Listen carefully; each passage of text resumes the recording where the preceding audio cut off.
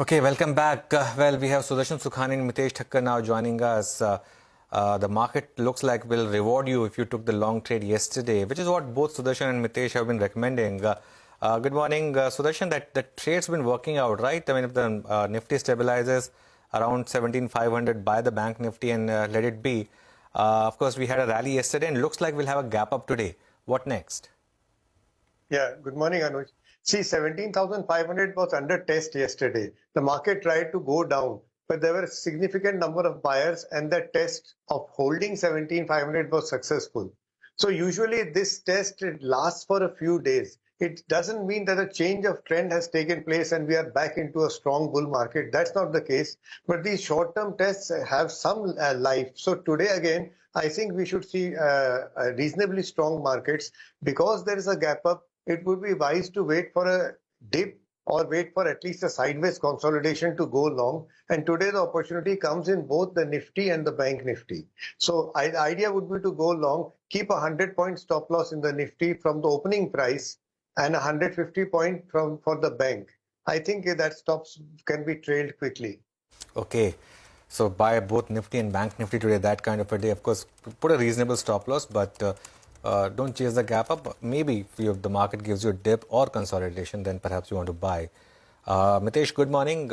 If one were to buy today, what would be the stop loss? I mean, is that advisable in the first place? What's your call? Good morning, Anuj. Not with the opening gap up, purely because on Friday we had a gap down and that was around the areas of 17,820, 850. So if you open about 130 points higher, you're very close to 17,800, 820 level. So maybe if you get a dip post that, around 45, 50 point kind of a dip, then it would be a good idea to explore longs. Then I think, keep a stop loss at about 17,667, which was yesterday's high. And as long as that has not been taken out, good chance that after that gap, we'll head towards 17,820, 850 odd levels, which is where you would want to take profits on the short-term trading positions. The Bank Nifty, as we have all discussed and we all know and acknowledge that the Bank Nifty is the stronger index. I think that could possibly head towards 41,500 to begin with. And if that is crossed, then 41,800. So I think, I would watch the Bank Nifty closely. Maybe on a breakout above 41,500, the Bank Nifty might offer a better entry point. All right. How about individual stocks then?